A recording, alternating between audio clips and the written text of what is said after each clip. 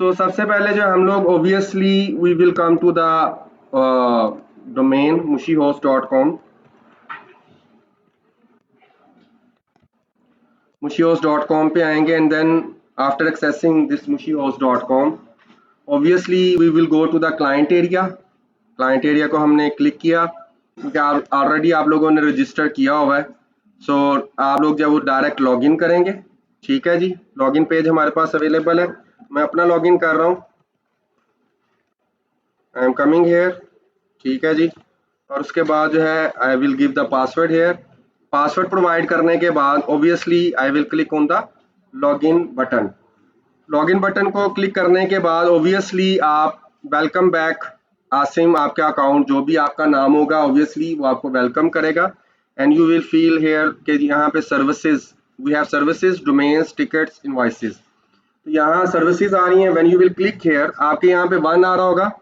सो जैसे आप इसको क्लिक करेंगे तो माय प्रोडक्ट एंड सर्विसेज का ये आपके पास सामने इंटरफेस आ जाएगा, पेज आ जाएगा. ठीक है, उसके बाद आपकी जो डोमेन है वो अवेलेबल होगी और यहाँ पे एक्टिव का बटन आ रहा होगा. When you will click on the active button तो ये आप लोगों को अपनी डोमेन के सी पैनल में ले जाने की एक्सेस देगा.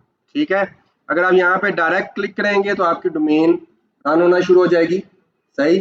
फॉर एग्जांपल अगर मैं इसको न्यू टैब ओपन कर रहा हूँ, open link in new tab, तो यहाँ पे देखिएगा buyagalery.xyz कुछ इस तरह से हमें नजर आ रही है. ठीक है जी, इसी के ऊपर मैं इंस्टॉलेशन करूंगा. मैं लॉगिन डी पैनल करता हूँ. इसके लेफ्ट साइड के ऊपर लॉगिन टू सी पैनल है, कंट्रोल पैनल. सही है. अब यहाँ पे हम लोग जा रहे हैं. अब ये कंट्रोल पैनल जो है इसकी मदद से आप इस पे इंस्टॉलेशंस कर सकते हैं. आप इसको जो है वो एडिट कर सकते हैं. फाइल मैनेजर आप देख रहे हैं यहाँ पे we have different sections. Files के अंदर तमाम चीज़ें जो आप मैनेज कर सकते हैं, जैसे फाइल कौन कौन सी रखनी है, कौन सी नहीं रखनी. इमेजेस आपके क्या होंगे, डायरेक्टरी की यानी फोल्डर, डायरेक्टरी से मुराद होगा फोल्डर. ठीक है, तो इतने भी आप कह लें कि विंडोज बेस्ड जो ऑपरेटिंग सिस्टम तो हैं वो फोल्डर बोलते हैं. बाकी तमाम लिनक्स बेस्ड, यूनिक्स बेस्ड या डॉस बेस्ड जितने भी ऑपरेटिंग सिस्टम है उसको डायरेक्टरी बोलते हैं. तो जहाँ पे भी डायरेक्टरी आएगा obviously that is over folder. ठीक है जी, डिस्क यूजेज क्या है, वेब डिस्क क्या है, ये सारा ऐसा ऐसा हम लोग, और इसके बैकअप विजर्ट्स इंशाल्लाह कमिंग लेक्चर में आपके बैकअप विजर्ट्स भी मैं आपको करवाऊंगा कि बैकअप कैसे लेना ताकि आप अपनी वेबसाइट को प्रोटेक्ट कर सकें. फिर इसमें जो है वो डेटाबेसिस का पार्ट है कि इसमें PHP माई एडमिन है, MySQL डेटाबेसिस है. MySQL और PHP दोनों ओपन सोर्स हैं और दोनों में से बेतहाशा जो डेवलपमेंट हो रही है क्योंकि आपको लाइसेंस नहीं लेना पड़ता. और हाँ, पूरी दुनिया में कहीं से भी आप जाके जो इसको फ्रीली डाउनलोड कर सकते हैं और इसको जब इंस्टॉल कर सकते हैं और आप अपने सॉफ्टवेयर को इसमें रन कर सकते हैं. इसके बाद SEO एंड मार्केटिंग के टूल्स का सेक्शन है. आप लोगों को मालूम होगा कि दुनिया मार्केटिंग के अंदर जब मेन अगर आप डिजिटल मार्केटिंग की बात करते हो तो 80% जो SEO के ऊपर डिपेंड कर रहा है. तो इस वजह से सबसे ज्यादा प्रोजेक्ट्स हैं डिजिटल मार्केटिंग में SEO के ही हैं, सर्च इंजन ऑप्टिमाइजेशन के. डोमेन्स की आगे सब डोमेन्स कैसे बनानी है वो भी हम यहाँ से बनाएंगे. डोमेन्स को पार्क करना है या डोमेन्स के हवाले से एनालिसिस क्या होते हैं, ऐसा ऐसा ये सारी चीजें मैं आपको करवाता जाऊंगा. ईमेल के अकाउंट्स, आपने ऑफिशियल ईमेल के अकाउंट्स बनाने वो भी इंशाल्लाह आपको करवाएंगे.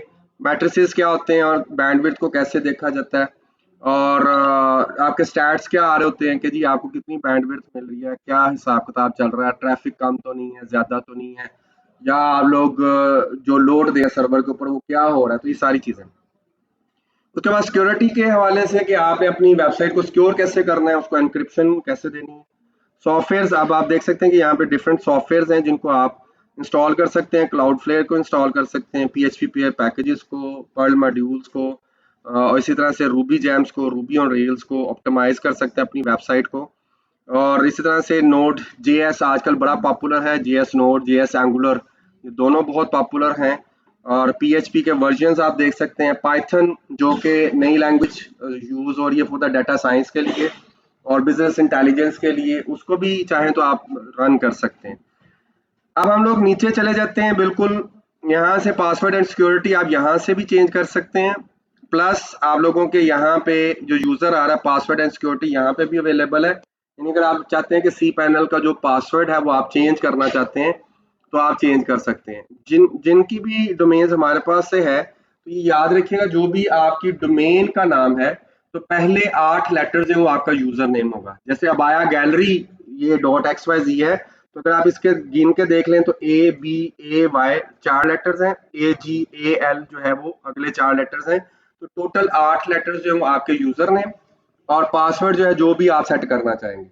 ठीक है, तो यहाँ सबसे पहले जो हम लोग वर्डप्रेस में जाते हैं, ये स्क्रिप्ट्स आ रहे हैं, बिल्कुल नीचे आप चले जाएंगे। Very important thing, Softaculous apps installer. Apps obviously कहते हैं एप्लीकेशंस को, और एप्स आप लोगों को मालूम है फॉर द ह्यूमन बीइंग्स, अगर आप अपने काम को आसान करने के लिए यूज कर रहे हैं तो वो एप्लीकेशन सॉफ्टवेयर होते हैं, एप्स।